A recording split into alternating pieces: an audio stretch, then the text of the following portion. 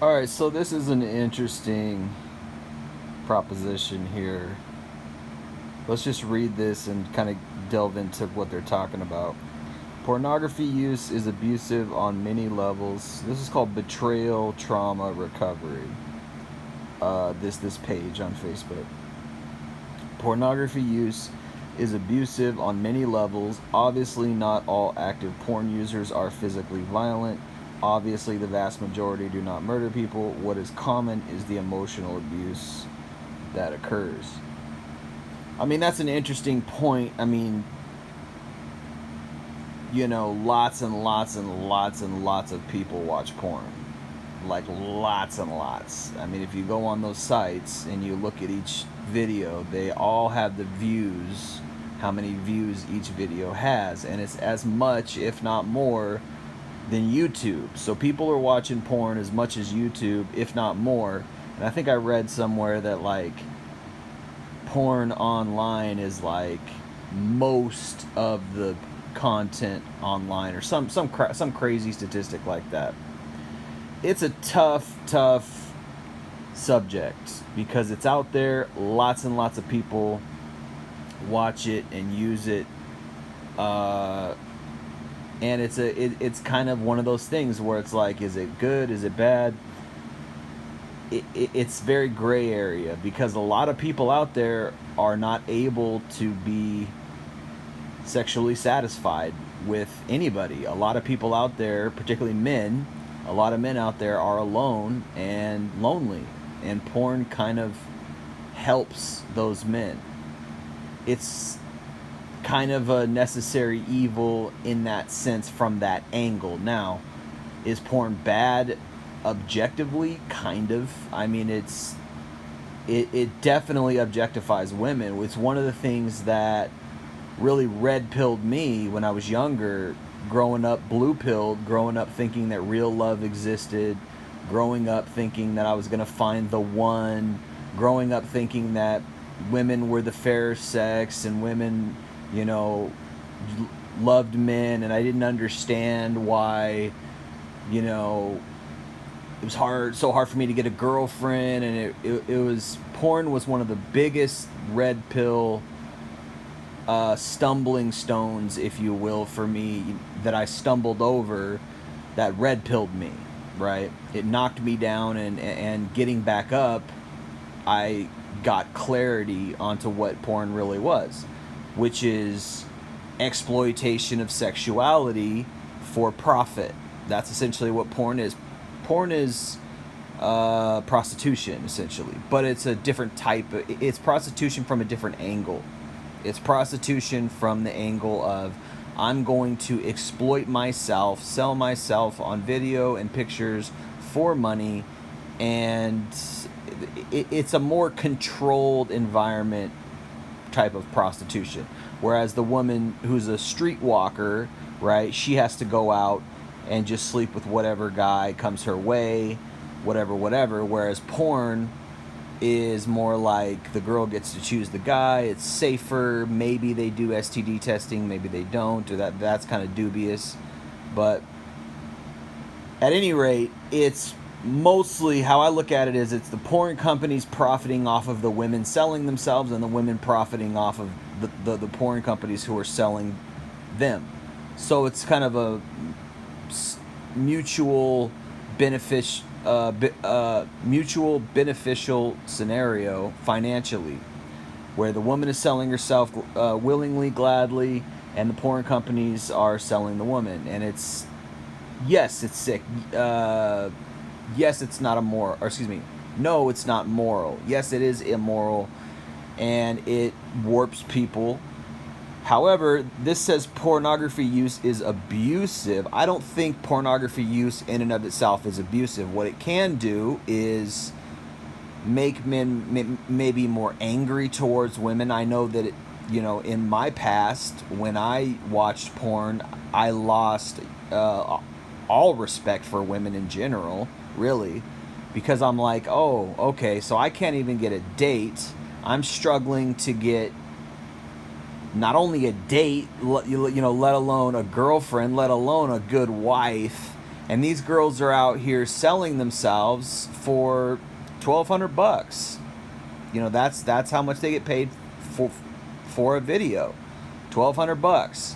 And they're showing everything for the whole world to see, right? And yet they're always constantly raging about how, oh, I don't like men objectifying me, and men are creeps, and men are perverts, blah blah blah, right? And yet here they are hypocritically selling themselves. Not only that, fighting for the right to sell themselves with modern feminism, right?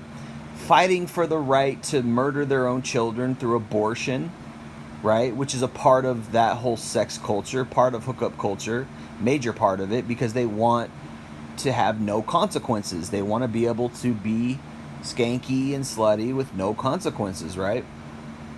So it's all attached. It's all a big part of that. And so this was a big red pill for me when I was younger. And I realized, oh, this isn't just like some, you know, runaway girls. Oh, these girls are messed up. They're on drugs. Oh, they have daddy issues. No, these are like all girls. Like, the amount of porn out there is just silly. It's just insane, right? So that red pilled me incredibly, right? So here's the thing, like, I tie all, you know, me being red pilled, me knowing what I know about female nature, knowing what I know about the way the world works at this point in my life, I tie all of it into hypergamy. I tie all of it in, which is ultimately the essence of female nature, hypergamy.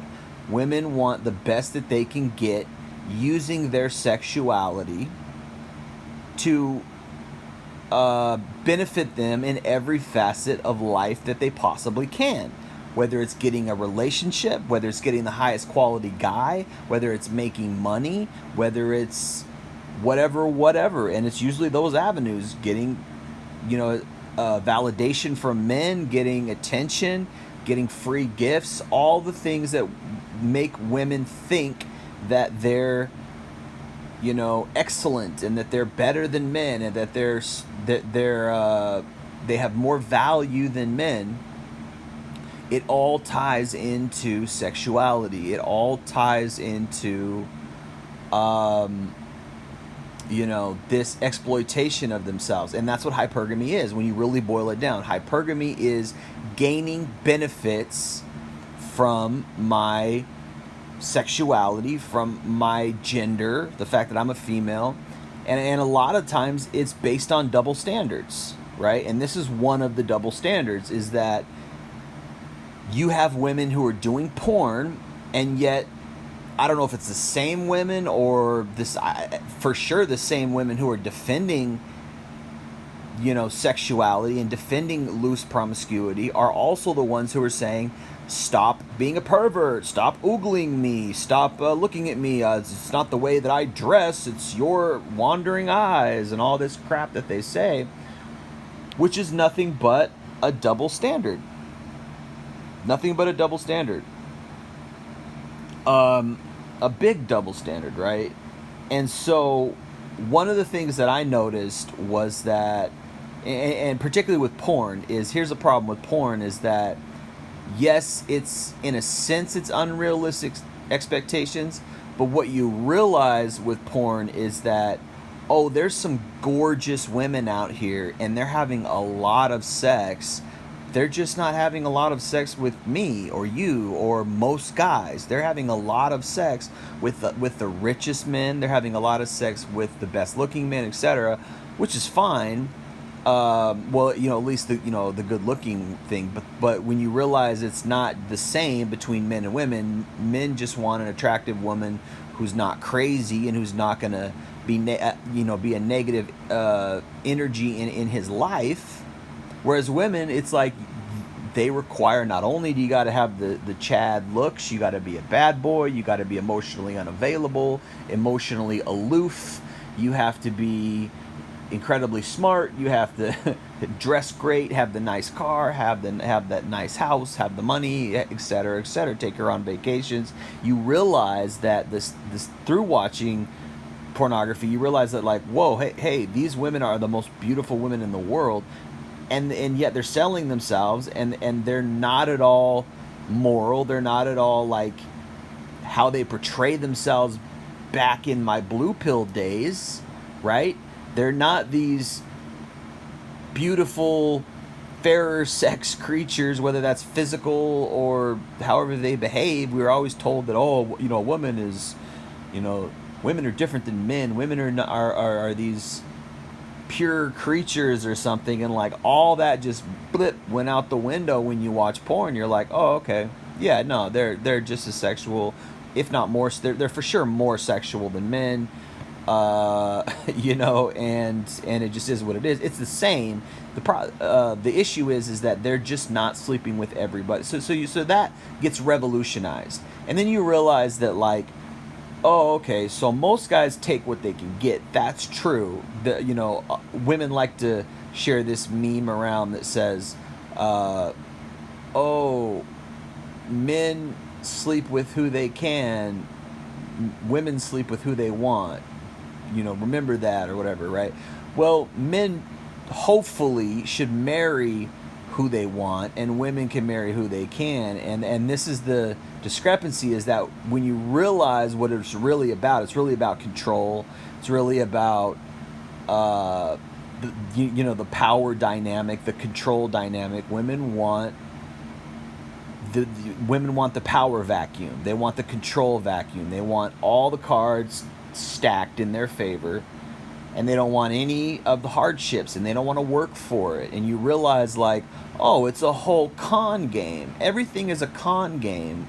It's a whole, you know, and they absolutely utilize and exploit the male chivalry. And, oh, you know, you need to be a traditional male, and men need to pay for everything for women, blah, blah, blah, right? It's incredibly exploited by women. Women, like sharks in the water with blood, are looking for a guy who is the traditional male, who's going to pay for all her way and do all the work and be this strong, blah, blah, blah, right? He's got the house, he's got the money, he's got the nest, right? And yet here they are just using men, you know, sleeping around. And then I saw this other meme today that said, don't go digging too much in her past. Let's see if I can find that. There it is right here. Don't mess up a good thing by digging too much. We all have a history. If you want someone, work on being their future. The end, right? Wow, man. Like, imagine. Can you imagine the amount of just... what is that? That's propaganda. That is like, hey, yeah, don't go looking at her past. You're going to find some skeletons, and when we don't want you to know about those skeletons. We don't want you to know that we were sleeping around for 10 years before you met us, right? So you realize the whole thing is a power grab. It's a power grab. It's a power vacuum, right? And pornography shows that, because it's like, oh, wait a minute. These girls aren't going out and getting married. All those hot girls in high school that wouldn't give me their phone number because I wasn't bad boy enough, or I wasn't good looking enough, or I wasn't cool enough, they're not saving themselves for their husband. They're not like going out and getting married when they're 22 after they graduate college. They're going into sex work. They're making millions of dollars. Like, there's an underbelly that people just don't either know about or don't talk about, that you can see when you turn on Pornhub or X videos or whatever the heck you're watching. You realize, oh, this is what they're doing. They're not getting married. It's like, and then you realize why stuff like this happens. He says, I think you see that Josh's viewing of pornography played a role, especially because Susan writes a lot about how he wouldn't touch her. He wouldn't show the normal types of affection that you would expect in a relationship like that. He would not hold her hand. He wouldn't kiss her. Yes, probably because he's not that attracted to her.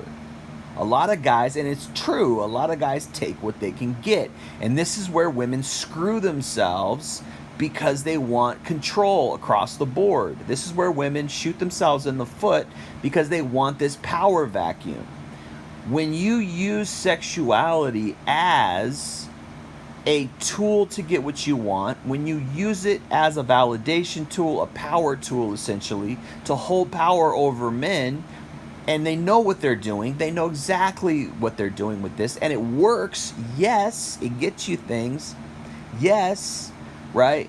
However, again, when you use this as a power, as a tool of power over men, what ends up happening is you end up with the wrong man. You end up with the man you're not supposed to. Women have exploited their sexuality and dangled it in front of men's faces to get the benefits, to get the privilege, and they've gotten it. They've won that battle, but they've lost the long-term battle. Divorce is over 50%. Lots and lots of marriages out there that are unhappy, right? That are barely scraping by. Lots of loveless marriages, lots of sexless marriages.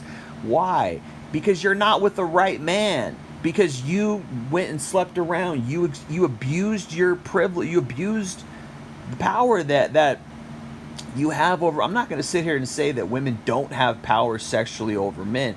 Yes, maybe men need to work on that. Maybe men need to take some of our power back by stop validating them and stop buying them dinner, stop paying for their drinks, stop oogling them sexually. Just ignore them. Just go about. If she's not interested in you, what do you need her for? You're going to chase a woman who doesn't give a crap about you, and this gives them power, right? So yes, women do have power over men. However, in the long run, it's shooting themselves in the foot because they end up with a guy who really just chose them because he couldn't do any better, because it's freaking hard out there for men. Because men are out here struggling. We don't get any validation. We don't get any compliments from women. We don't get any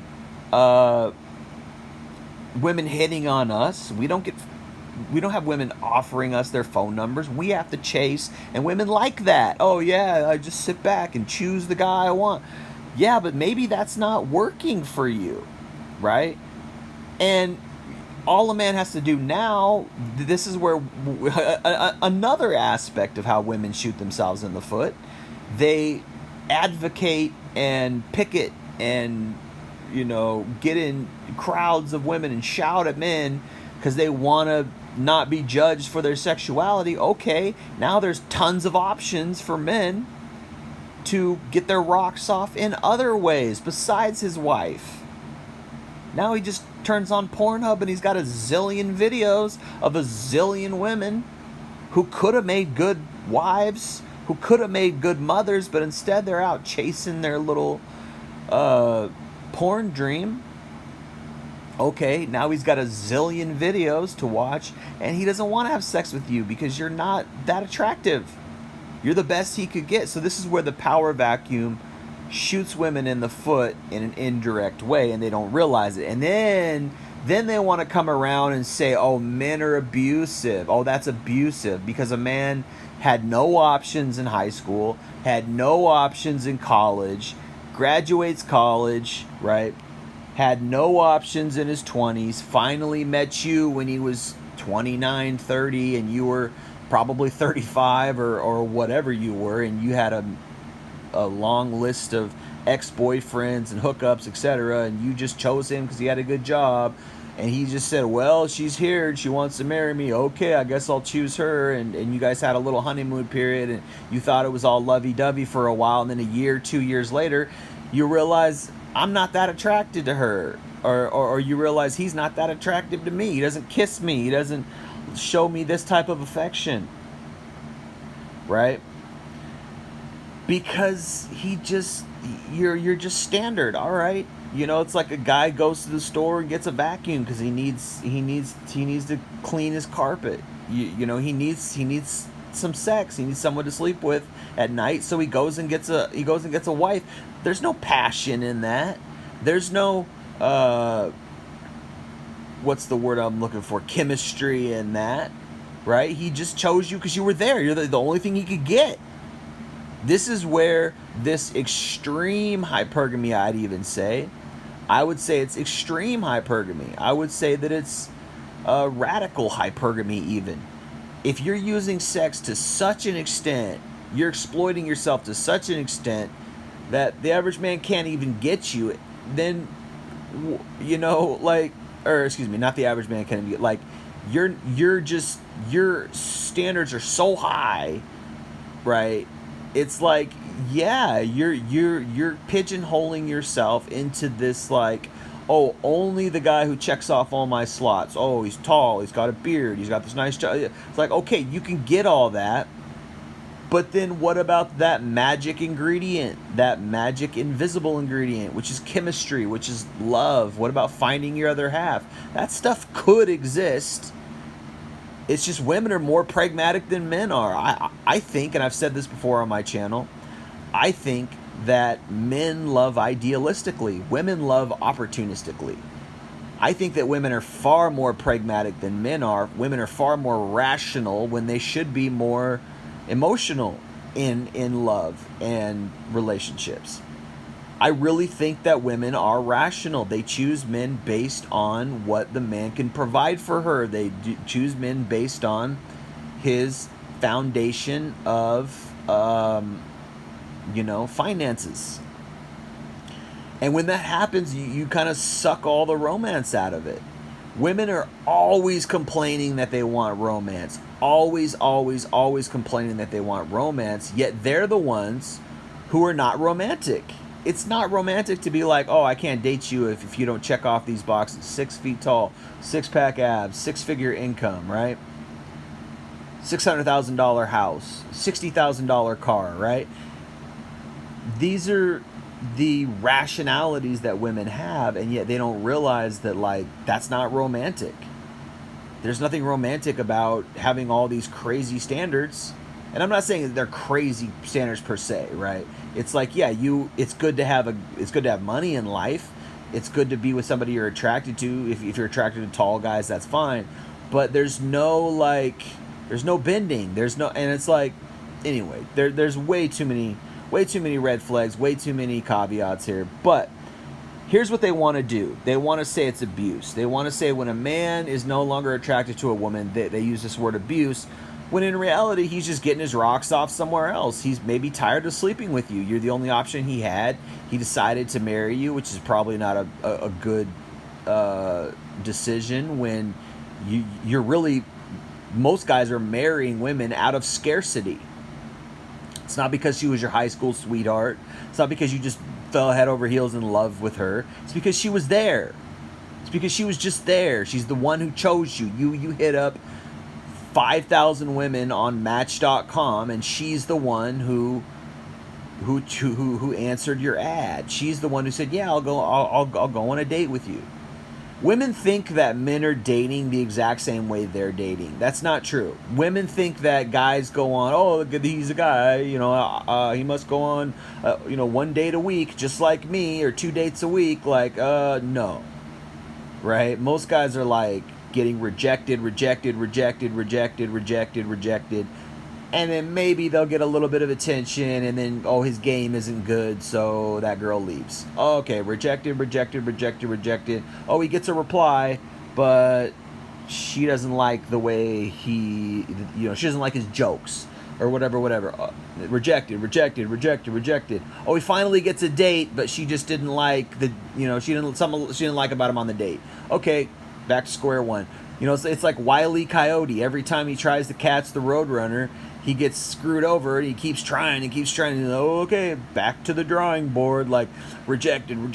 Oh, okay, finally he got one. He got a date, took her out on a date, had a good time, slept with him. Oh, but he's just one of the guys in her rotation, right? Or she's like, okay, thanks, I had a good time last night, but I don't think this is going to work out between us. Like, guys go through that year in and year out, and then finally we get one who likes us enough to come over, hang out with us, spend time with us, go out, and then it's like, that's the only time we get that. And then we say, oh, she must be the one, because she, it's like, not necessarily. It's just that you're in scarcity mode.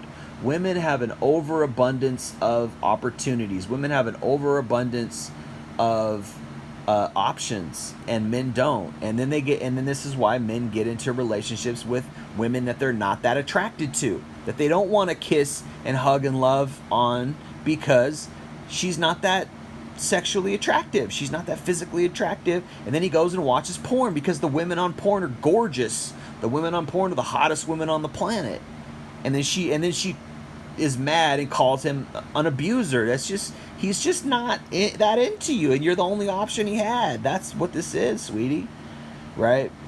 But yet they're saying it's abusive on so many levels, and then, don't realize that they're the ones who advocate for porn, right? They're the ones who advocate for it. They're the ones who rage in the streets against the patriarchy because men want them to not be whores, right? And it's just like, you did this to yourself. You did this to yourself, sweetie.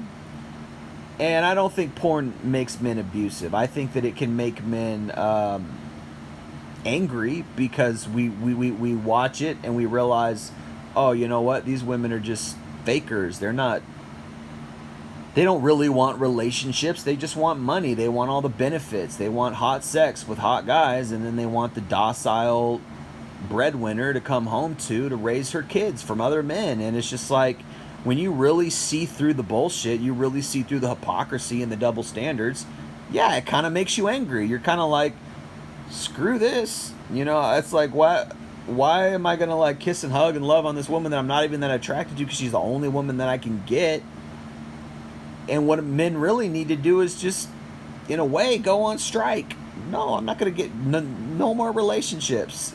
No more relationships with women that are below your standards. Stop settling. Guys need to stop settling. And a lot of guys just settle because they're like, shit, I'm 35, man, and she's the only thing that's here. I might as well settle for her. And it's like, that's why you got these loveless, kissless, affectionate, no affection relationships.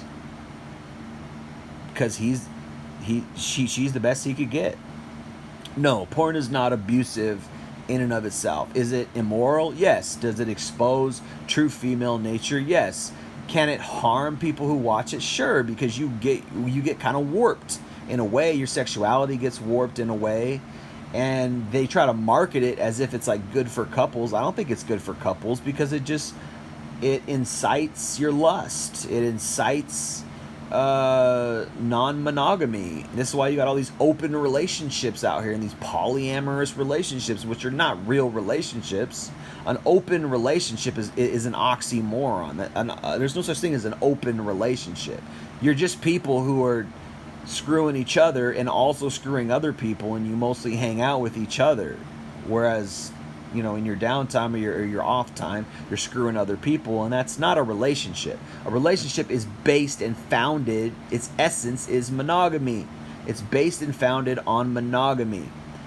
Any relationship that's not monogamous is not a real relationship. If someone cheats, relationship's over. Its core and its foundation, its cornerstone, its groundwork is monogamy, is faithfulness, period. The end. There's no discussion. All these people out here hyping up polyamory and open relationships, blah, blah, blah. No, that doesn't exist. You're just nasty. That's it. Right? Anyway, no, porn is not abusive in and of itself. It's an eye-opener, and yes, it can mess up relationships, and I would not advise it. But this is what happens, is these guys, I would not advise guys to watch it. I would not advise couples to watch it.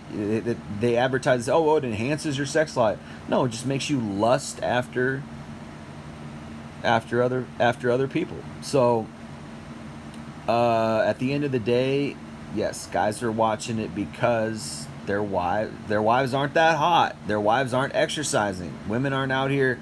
A lot of women aren't out here exercising and staying in shape to be hot for their husband or whatever. Once they get into a relationship with a guy that, I already got him, I can let myself go. And it's just like, no, you need to stay in shape, eat healthy, work out, not so you can sell yourself on Pornhub or OnlyFans, so you can keep your husband's affection and his sexuality interested in your sexuality. Whereas if you just let yourself go or you're nasty to begin with, it's like yeah, he's gonna watch porn, and it's just like it doesn't make a lot of sense to me, how they complain. And here's the truth: the reason why they complain and they call it abusive is because they want to control men. Women want to control men, and this is why they call this abusive. This is why they call it. This is why they call it that, because they want their cake and eat it too, and you just can't always have your cake and eat it too in life. There's consequences. For every action, there's a reaction. And if you're out here making zillions of porn videos, there's going to be some negativity. And one of those is that he's going to be more attracted to the women in the porn than he is to you. And that's not abusive. It's a problem, yes. Now, I think that if he really loves you and you really love him, he needs to give up watching porn, for sure. People who are getting into a real long-term relationship and they really love each other and it's real and it's not you feel like this is your other half and you love this woman, you got to stop watching porn, for sure. She needs, because I think porn in a way is cheating. When you're looking at when you're looking at other women, and women watch porn too. Don't get me wrong, women watch porn too, right? When you're looking at other women, or she's looking at other men and satisfying herself, that's cheating in my book. If you really love your wife, or your girlfriend or whatever, don't watch porn. That's not cool, right? But I bet a shiny nickel that the reason why Josh here is viewing pornography and he's not touching Susan and not being affectionate with her and kissing her and hugging her and holding her is because he was never that attracted to her in the first place. Because she was just there. She's the best he could do. He's settled, and it is what it is. Because women have a power vacuum in the dynamic of interpersonal relationships. Sexual relationships, essentially. Right, not platonic, but sexual relationships. Women have a power vacuum. They have all the control. They have all the options. They have all the abundance. Men are in scarcity mode. Most men take what they can get. That's true. It's called hypergamy. It's the top 10% of men get 80 to 90% of the women. The worst of the worst women get weeded out. But even these days, there's women who are 3 out of 10, 4 out of 10 in looks, acting and walking around like they're 10 out of 10 because that's how much they have men in scarcity. And they like that. And they know it. And they like it. Maybe they're not intelligent enough to put phrases to it and explain it the way we in the red pill know. They don't use the term hypergamy and scarcity and et cetera, et cetera. They don't use those terms, but they know that they have power over men with their sexuality. No one knows that more than women. Period. They know it. It's just they don't take time to think about the consequences. They don't take time to think about what that really means and how much privilege and power they have behind that. They don't take time to think. They don't care because their ego, their solipsism, their solipsistic, narcissistic nature, ego is like, yeah, I'm a queen. I deserve this, blah, blah, blah, right? But there's consequences, and this is one of the consequences, right? So they have all the power, and yet there's consequences to that. So men are in scarcity mode, and men are going to end up marrying a woman they shouldn't have married. And women are marrying men they shouldn't have married because, oh, he's a good provider, blah, blah, blah. And it's just like, that's animalistic, man. You're just going to choose a guy because he's a good provider? What about love? What about romance? And that's what matters in the long term.